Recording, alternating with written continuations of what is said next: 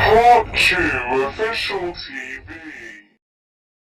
Seorang jurutera komputer Malaysia yang menjadi mangsa pembunuhan kejam pada 7 Oktober 2000, beliau dirogol, diliwat dan dibunuh di dalam sebuah bas persiaran ketika dalam perjalanan untuk ke tempat kerjanya.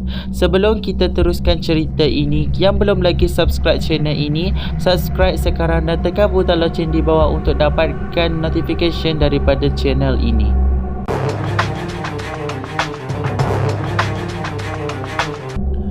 Nur Suzaili dilahirkan pada 9 Jun 1976 di Kangar Perlis, bekerja sebagai jurutera komputer di Kuala Lumpur dan merupakan anak ketiga dan anak perempuan tunggal kepada Mukhtar Ibrahim dan Arisen Hussein. Beliau lebih dikenali Suzy dan merupakan anak yang paling manja dalam keluarganya. Beliau turut menjadi harapan ibu bapanya yang sanggup berbuat apa sahaja demi membiayai pelajarannya di United Kingdom.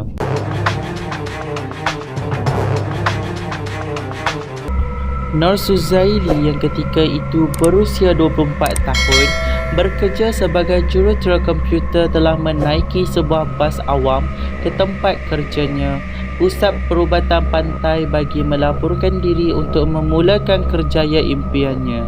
Sebaik mengesyaki sesuatu yang mencurigakan, Nur Suzaili mula panik. Beliau dikatakan menjerit untuk meminta bantuan, tetapi telah ditampar dan ditumbuk oleh penyerangnya ketika pengelutan. Malang tidak berbau, Nur Suzaili telah dirogol dan diperlakukan dengan kejam di dalam sebuah bas ekspres oleh pemandunya, sekaligus meragut nyawanya. Selain dirogol dan diliwat, mangsa turut dipukul tanpa belas kasihan sehingga menyebabkan 44 kesan kecederaan pada tubuhnya. Mayat mangsa kemudiannya dicampakkan di sebuah kawasan perumahan di Bukit Tinggi, Kelang dan ditemui oleh pihak polis dan pakar sains forensik dan dihantar ke Hospital Kuala Lumpur untuk dibedah siasat sebelum dituntut oleh keluarganya. Jenazah Allahyarhamah Nur Suzaili telah dikebumikan di tanah perkuburan di tempat kelahirannya di Kangar Perlis pada hari berikutnya.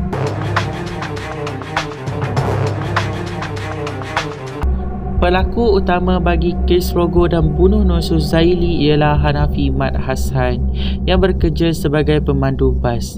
Hanafi berasal dari Kampung Renek, Kota Baru, Kelantan dan pernah berkahwin sebanyak 4 kali dan bercerai sebanyak 3 kali.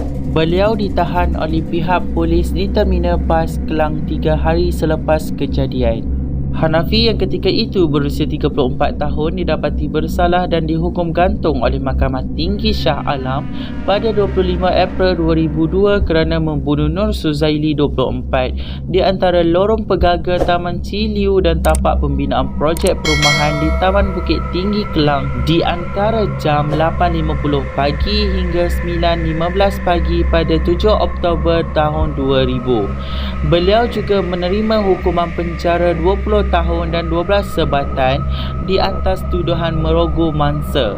Hukuman penjara yang dikenakan itu adalah maksimum mengikut Seksyen 376 Kanun Kesesaan. Beliau juga menerima hukuman penjara 20 tahun dan 12 sebatan atas tuduhan merogol mangsa. Hukuman penjara yang dikenakan itu adalah maksimum mengikut Seksyen 376 Kanun Kesesaan. Kes berkenaan mendapat liputan meluas sejak mayat Nur Suzaili ditemui dalam keadaan bogel dengan 44 kesan kecederaan di tepi jalan kawasan pembinaan Bukit Tinggi, Kelang pada petang hari yang sama. Hasil bedah siasat mendapati mangsa mati akibat dijerut. Perbicaraan kes itu bermula pada 12 Mac 2001 di Mahkamah Tinggi Shah Alam dan rayuan terakhir Hanafi ditolak oleh Mahkamah Persekutuan pada 12 Disember 2006. Berdasarkan dari fail Polis Diraja Malaysia, Hanafi pernah terlibat dan dikehendaki bagi kes merogol yang melibatkan bekas isterinya di Mentakap Pahang pada tahun 1988. Tertuduh juga pernah terbabit dalam kes pecah amanah di Subanjaya selama Selangor pada 1994 di samping didapati bersalah bagi kes samu yang dikenakan 2 kali sebatan dicukai Terengganu pada tahun 1996. Pada subuh 19 Disember 2008, Hanafi maut di tali gantung di penjara Sungai Buloh, Selangor. Ketika itu beliau berusia 42 tahun.